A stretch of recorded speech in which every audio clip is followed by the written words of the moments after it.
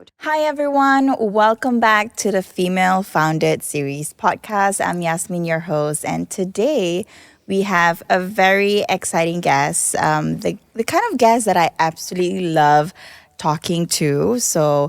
I just wanted to share that, about the founders just a little bit. Purani started out as a chartered accountant, and then she did all the numbers, spreadsheets, all the corporate thing. And then today she founded Joey&Mom, which is a sustainable baby brand that I myself have been obsessed with, as well as baby Amara. So her journey started from finance and now to a full-on founder. So let's welcome Purani. Hi, Purani. Welcome to the show. Thank you. Thank you for having me. Great. Okay, how are you today? How's everything? Good. Everything's fine. As usual, busy day. Okay, so let's start with getting to know you a little bit better. Okay. Maybe you can share a bit about yourself. I'm Purani. As you mentioned, I did not start as an entrepreneur. I started in the corporate world. I was a chartered accountant. And then I did that for 10 years. 10 years? Yeah. Wow, okay. I think at that time I just didn't know what I want. It took me 10 years to figure it out. But anyway, then after that, as the journey goes, you eventually evolve, you become a mom, and then you start, I think like kids just bring up a different side of you. 100%. And it kind of just bring out something that you didn't know existed. Mm-hmm. So I think that was just how I, naturally evolved into an entrepreneur. Okay.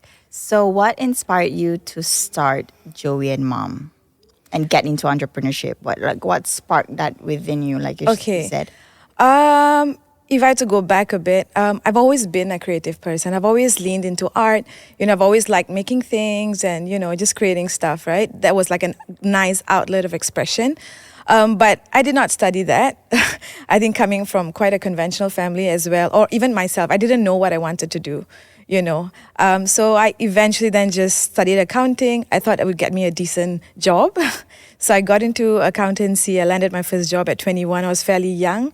And I knew that there was a lot to learn. So that's how I started working in that field. But, eventually it was not my thing, It's not just about the long hours. I think the long hours are fine. But it's just like that spark. It wasn't there. Yeah. It's not something that you wake up every day being so excited about, Yeah. So, but I continued eventually, and then you're already like 5 years in. I think at that point I started I got married. Okay. Yeah, so I got married, and during that phase, right? So I've always wanted to do something on the side. So I had that steady paycheck. That was very important. You wanted something on your own? Like you're doing it on your own? No, I just wanted something else that would bring that fun. Right. So in that journey, why I mentioned about marriage is because at that time, you're into the wedding research, you're finding venues, you're finding makeup artists and whatnot, right? So during that time, actually, while having my full-time job, I actually took up a makeup course.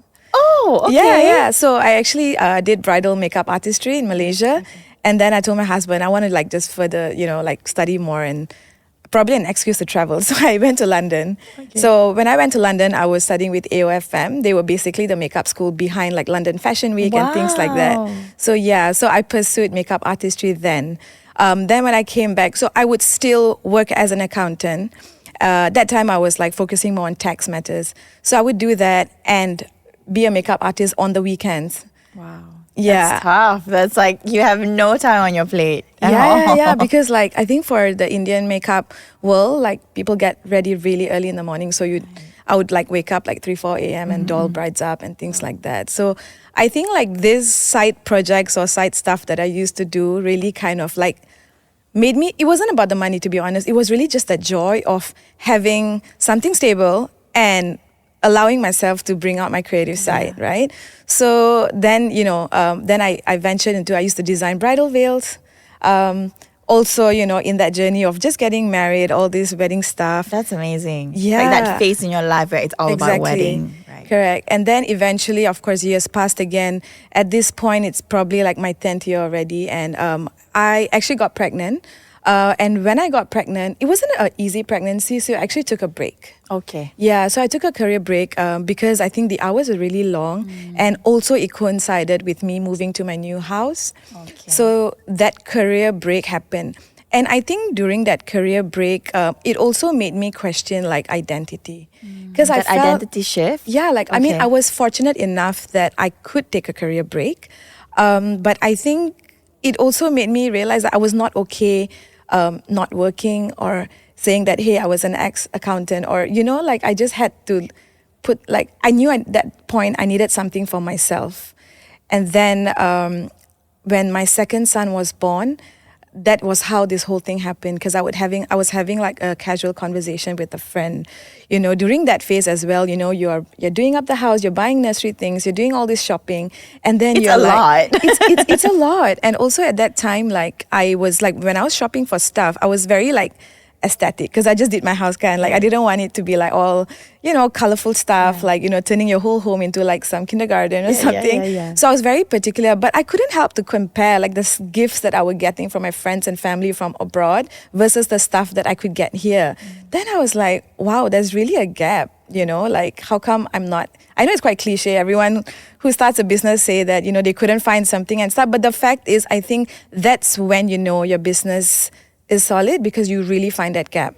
Right, and you fill it in. Yeah, exactly. So that's basically how it started. Yeah. Wow, that's amazing. Okay, going back to, you said that when you were comparing, right? Like Yeah. the gifts from overseas that you got and like from where you can get it in Malaysia at that time. Yeah. Like, what was it like? Like, what's the difference in terms of the product Okay. gap that you were mentioning? Right. So I think the ones I was getting, it was really on the design part, right? So it was really subtle. It was very like, muted. It was earthy tones. It didn't clash too much. I think the ones that I could get here, I think today it's much better. But back then, this was back in 2020, 2019, 2020. At that point, it was very like cartoonish. So it was a little childish. You see like really contrasting colors, like red top, yellow pants or something. Yes. Like those kind of stuff wasn't really my style. So I think that was the main difference. But in terms of like the fabric, that's when I thought like, although that looked nice, but it still wasn't that great. Then I was like, how do I really bring these two worlds together, right? Like having great quality, but also that design element. Yeah. And of course, all these brands that are available abroad are really expensive if you think about it for a Malaysian, because you're going to bring it in and then there's taxes on it. And so I can understand how like the price that we end up paying is much more than what it should be. Exactly. Yeah. Yeah. And I love Joey&Mom. Like, honestly, like the products are amazing. Thank Okay, you. let's go back to the early days of starting Joey&Mom. So at Okay. this time, you were like, okay, I have a problem to solve, right? And I need to like create this brand. So share with me like the early days on like Okay. starting Joey&Mom. What was it like actually like? Okay, so I'm like the kind of person who runs on excitement, right? If I'm so excited about something, it just sparks that, I don't know what energy, but it's just like full on, So I just go by how I feel, my intuition. If it's right, I just go right it. So speed is something that I always had. I always wanted to think fast. If I'm thinking about it now, I want to do it tomorrow, or even today if I can. Yeah. So at that point, I was thinking like, what would be the easiest product to do without knowledge in fashion design or whatsoever? Because clearly I don't have that background. So at that point, also as a mom, you come with some sort of experience on the type of stuff that you ended up using the most and, you found very useful. So naturally, it was the Swaddle. It was basically, yes. it's still today, it's still our hero product. Yeah. So a simple Swaddle, I was like, okay, that's easy. It's just a piece of fabric. Nothing much to think about. There's no design sketch. It was just the print basically, right? The pattern on it. Yeah. So I think naturally that's how I started. I was like, okay, perfect. Let's just work on the Swaddle. And we then just started inquiring and reaching out to like factories who are, who's able to do what we wanted. Then the first challenge came, right? I didn't realize that in order for you to custom make your own design, there's a minimum order that you need, like a quantity. Right? And of course, like we were self-funded, I didn't have much then to kind of like invest. Capital, right? The capital, And also you don't want to like put all your risk out there, because there's also a level of market validation that you want to do and things like that. So naturally we started doing the Swaddles, but I was So when I spoke to the factory, basically it was saying that, you could use our ready designs, if we have, and just put your label on it, and then you can start. So I was actually quite fortunate that I think I didn't take long to find that perfect product in the end.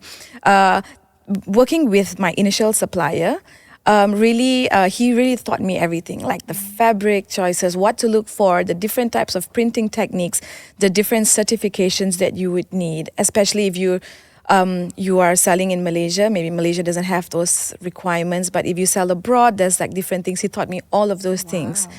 So we went with that, and we actually chose whatever designs that they had. That's how we started. It wasn't like the ideal design, but it still kind of like fit into my mood board that I had. Right, the aesthetic of it. Yeah, Right? so that way it allowed me to kind of like quickly get a product out to market and test. So How long did it take you? to create the first product? Yeah, to like create it and then launch it. I would say about 1 to 2 months. Wow, that's fast. Because it's a very simple, straightforward product. That's Yeah, the thing. yeah, Like I okay, said, I'm very fast. I really don't like to spend too much of time because sometimes when the fire is there, you have all the energy in the world Exactly. to actually get a product out. So it's okay if it's not the perfect product right at the start. But I will come to that later. But it's okay to just start somewhere, and test and see how it goes. Yeah. So that's how our first product came about. That's amazing. Swaddles. Like, I'm sure, like, I think at the end of the day, like, it's not about getting the perfect product out there at first, especially when you just started a business or just like trying to like figure it out or like figure out like where your brand stands or position in the market, Exactly. especially like baby industry. Wow. You will, trust me, even how many years you're in the business, you are still figuring it out. Of course, don't put something half, like something half out. Like it has to be a solid product, but you will always refine it. No matter how good your product is, how you will keep working on it. Amazing. So you had an accounting background, right? You were a chartered accountant. Share with me, how did your background in finance actually help building Joey&Mom? I'm sure like the skill sets was like something that helped a lot in the business. Not really, actually. No? Okay, so although I was an accountant, so I actually started off in audit. Then I moved to tax. So I did corporate tax, and then I niched down further into transfer pricing. So that's basically it's very different from finance. But what I learned in transfer pricing, that was, I think, most of my career, I learned different models. So I had many clients from different industries because I was in a service industry. I was from an audit firm, right? So you then have a variety of clients. So at that time, I had people from F&B, I had people in manufacturing, I had from electronics. I had opportunity to learn like different models. So I think that somewhat gave me an idea of like, what kind of pricing worked, for this product, what were the margins like. I think in that aspect, it did help a bit. But honestly, I actually happily outsource finance or any accounting work to my husband. Okay. So he's a big part of the business. So any difficult decisions or any decisions that involves finance or accounts or all the boring stuff basically. Yeah. I actually happily outsource it to him, so he does a better job, and I think that's great because I think when you are in business, as much as you have to do everything, you also need to know what you can get help, what you can outsource, and what you can't. So like for me, because I'm a creative person, so I know that I can't like just say like, hey, you do product development. I rather do it because accounts and finance is something that someone else can do. And in fact, they're better. Even though you can. Although I can. Yeah, even though you can, but like you choose to do the things that you love and you know that you're great at.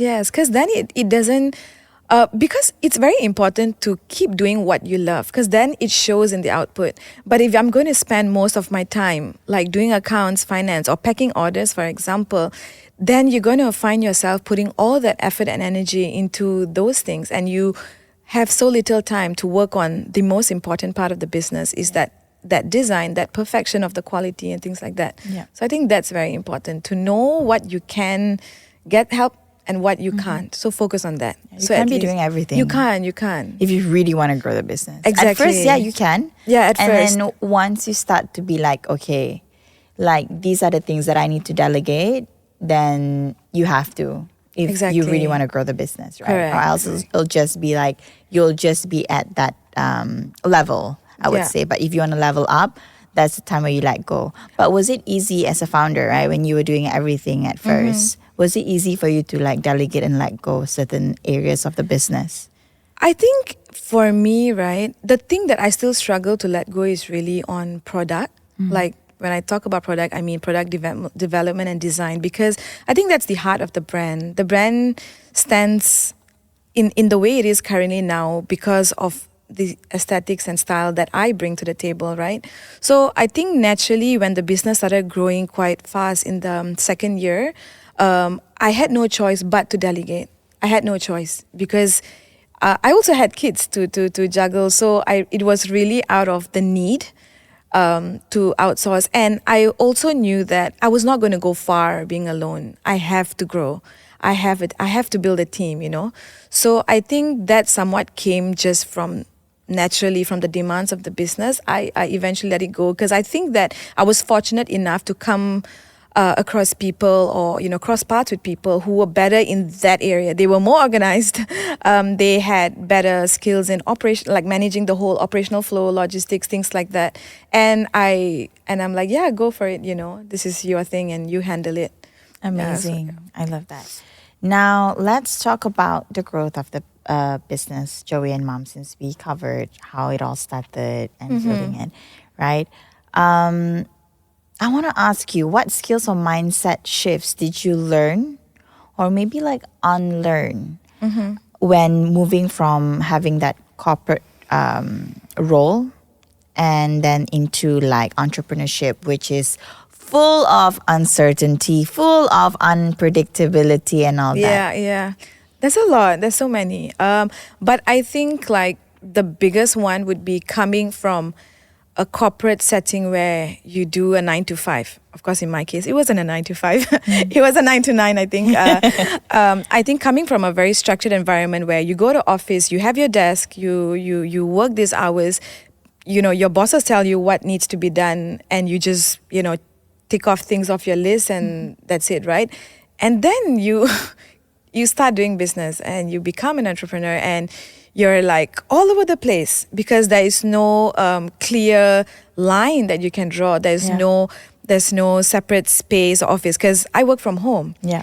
Right. And also like trying to juggle like the whole being a mom, being a wife, you know, like managing the kids' schedules. Of course, I do have help, but still, you still have a lot on your plate. Of course. Right? And also, I think for me, it's really that mess, that whole mess, and trying to like kind of figure out a way or a schedule that works for you. Yeah.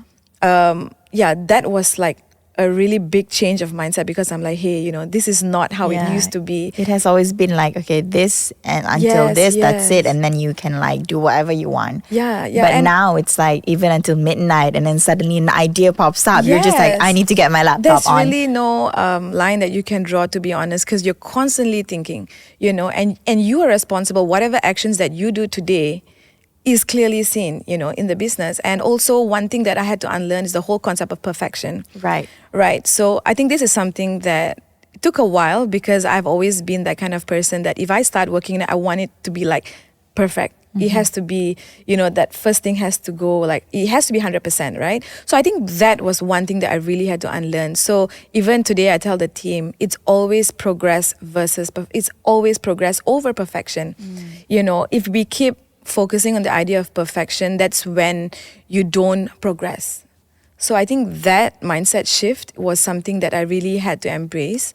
And it's okay if I also had to accept that it's okay if some days are super productive and some days are basically a complete, I don't know, just like not productive at all. Not productive at all. Like you just can't do and you just sit down and like you're either dealing with like, you know, contractors fixing this in the house or like, you know, today the gas is out or, you know, like just like random house stuff. Like, you know, and And if you just have one thing that doesn't go well in the day, you actually sometimes don't get anything done. And I have come to accept that it's okay. Today is one of those days, and tomorrow is going to be another day. So I think just embracing those things really, it was just very different from a corporate environment to doing your own thing. Amazing. Okay, Joey and Mom.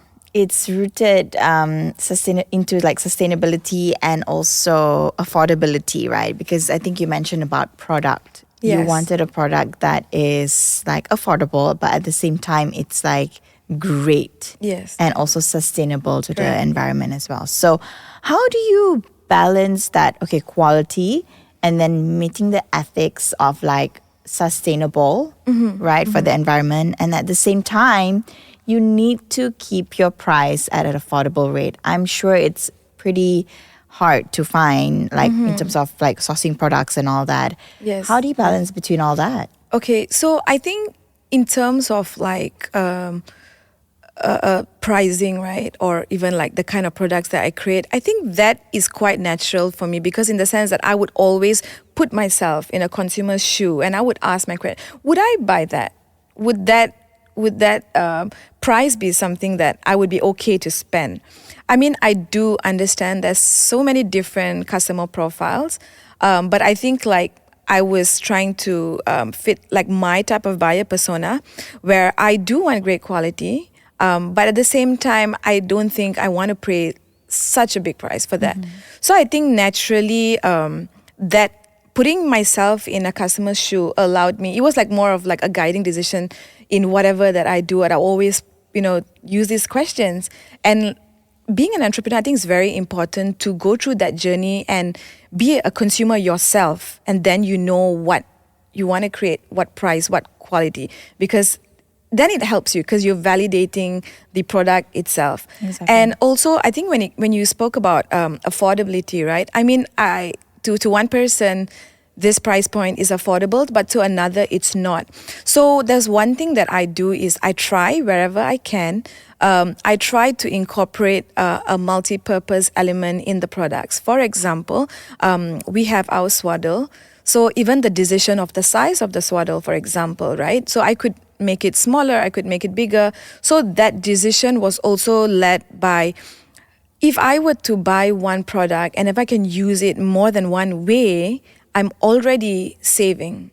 Agree. So, and I think in this journey, I have always been speaking to customers a lot. And I think most parents always would come not knowing what to buy, how much to buy, do I need this? Because it's very like overwhelming if you look at the checklist. Oh yeah, 100%. I was overwhelmed. Yeah, there's so much on the list. And actually I would tell them that, yes, I know you need a nursing cover, you need a swaddle, you need a blanket, you need a cot sheet, these things. So the decision of making the swaddle that size is so that I would tell them that you just need about this much. And you can actually, when you're not using it to swaddle, you can use that to use as a nursing cover. You don't need to buy so many things if you don't have the budget for it. So I think this element of making one product work in different ways also makes the product overall affordable. Yeah. So that's important, right? Even like our changing mat, for example. So our changing mat is, if you look at the design, it's from the conventional ones with the rubber,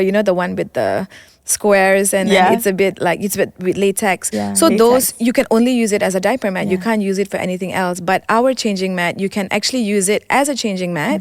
You can also use it as a placemat for eating, or if the kids want to do like a sensory play-doh, you can use that to cover your table. So in that way, it's also kind of stretching your dollar, because you can just buy one product and extend the life of that product. Yeah, so I and think making like one product to be like very multi-purpose. Yes. Of course, some products you can do it, some you can't. But wherever I can, I try to incorporate that. And I think by explaining this part of our products to consumers, it helps them make a very informed decision when they buy. So they understand, like, yes, it is probably a little bit more expensive than what I would naturally buy, but knowing that it can do these many things, then they rationalize and be like, yeah, it's great, it feels great, so why not? Yeah, I'm sold, that kind of a thing. Yeah, Totally agree. That's amazing. Now let's talk about Joey and Mom before I moved on to the next question, because It's a very interesting branding you have here, Joey and Mom, right? So it's like what, a mother kangaroo and a baby. Yes, So yes. maybe you could share a story behind the meaning of the brand, and how does it actually guide your decisions as well in terms of business? I'm Okay. sure there's like a huge role in there. I think if you look at our logo, Yeah. like if you look at the O, you actually see a little pouch it's in a line, it's like an illustration, right?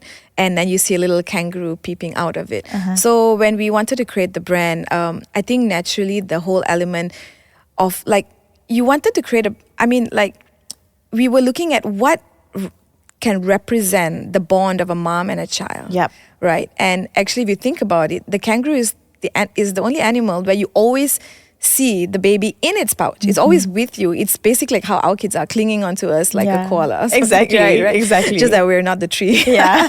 But the kangaroo, you always see the Joey in the pouch. Yeah. So naturally, I think when you create a brand like that, you make sense of the whole thing. You take that and you try to let that seep into the decisions that you make. Would this be comfortable? Would this nurture? Would this feel comfy, cozy? Would a mom naturally feel drawn towards the whole, this sort of aspect? Yeah. And I think having that logo in every single material that we use in our designs, in everything, it's actually a constant reminder. It's like a North Star. You're always going to look back and be reminded of the reason why you started and what you are trying to imply. It's not just a concept, but I think it's something that we're trying to carry through our products as well. Yeah.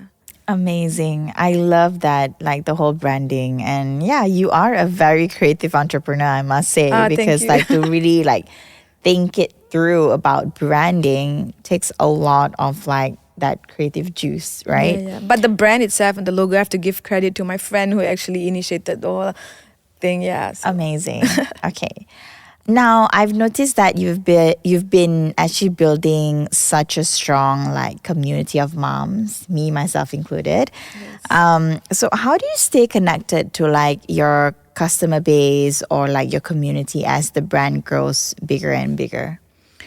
Okay, so for us, because we're an online brand, right? So naturally, we have to lean towards social media as an outlet of expression, because that's the only avenue that we have to kind of like talk about these things. So of course, there's, I would say, maybe 2 to 3 things from online aspect, and then I'll touch the offline bit. So from the online part, I think it's impossible, like you say, as we grow, it's impossible to kind of reach out to the whole, like your entire database. But sometimes we use people who have a louder voice, like by their social media following and whatnot. So we try to get in touch with these content creators, for example, to kind of translate what we want to convey as a brand to them, and when they like it and if they feel they're connected to it, naturally it's basically just a ripple effect, right? So that's one thing. We do a lot of content creator marketing, influencer marketing, whatever you call it. So that's one. The second thing is, I think social media itself, we try to lean in on the whole idea of social media being our, like the way of us communicating to the people. So we try to share a lot of like behind the scenes. We try to share a bit about our story, why we created something. Hopefully that enables people to connect better with the brand, because I think it kind of works, because we actually get a lot of DMs from customers sharing their experience without us asking, just because they feel so comfortable, because we are trying our best to reach them personally. So I think that's one. We also started something recently called community-led content.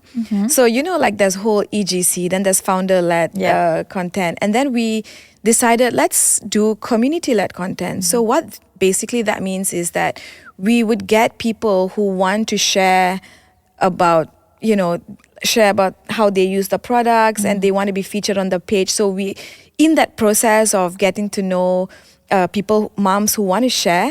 So we during the photo shoot, you get to learn from them. You build a relationship, and then you have content. So people naturally feel like, hey, it's a familiar face. I know this person. And I think this is something that we just started. So we're going to roll out a lot more community-led content throughout our page. So those, I think, would be the online part. But we are also fortunate to have an offline way of connecting by our baby expos that we take part in. So I think for the expo, I'm usually always there most of the time. So we actually see many of our customers, many repeats. Sometimes they come back to buy other products, when they've outgrown the swaddle, or we see them in their second pregnancy, third pregnancy. So that's really nice. So I think that's also another way to kind of always speak to customers and ask them questions and learn. Yeah. Great. Okay.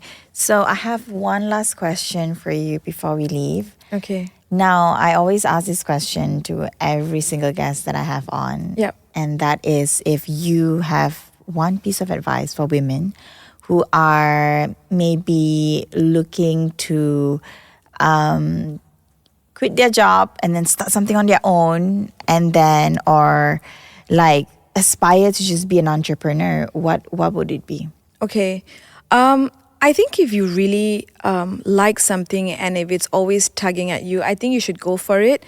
But I think it's also important to know the details of it, like do enough market research, really know that if you're going to put something out there, it needs to stand out, because this helps you to kind of like sell eventually, right? You need to try to allow your products to speak for itself without really needing to shout loud, because that comes with a cost. Also, I think it's also important to know that once you start your business, you're going to spend a lot of money and you're not going to earn right away, right? That's I think most entrepreneurs will tell you this. You're not going to see the money in the early days, but it will take lots of sacrifice and time. So I think it's very important to ensure that you have that financial backing or comforts in a way, so that, whatever that you're doing, you have something to count on, So that's also very important. But I think most importantly, it comes back to the whole progress over perfection. It's okay if you don't know the full picture yet. It's okay if you haven't got the whole thing figured out.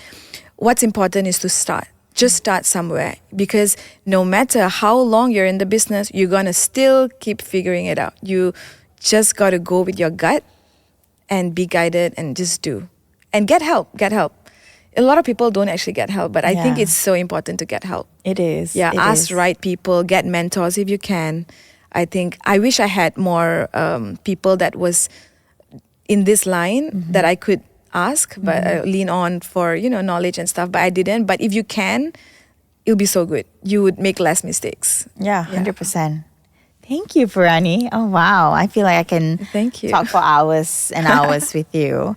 But thank you so much for sharing your founder journey with us. Most welcome. Yeah. I think I got a lot of insights and lessons that you've learned, actually something that I relate to as well. So that's amazing. And thank you. Thank you so much. It was great conversation. All right, that's a wrap for today's episode. I love hearing about Purani's entrepreneurship journey. And if you love the conversation as well, make sure to share it with your fellow founders or moms as well, okay? And as always, if the episode inspired you, please share us a review and tell us if you love it, because these are the kind of things that we thrive on. So if you do love it, leave us a review, rate us, and all that, okay? So thank you so much for tuning in the Female Founded series. I'm Yasmin Shahira, and I'll catch you in the next one.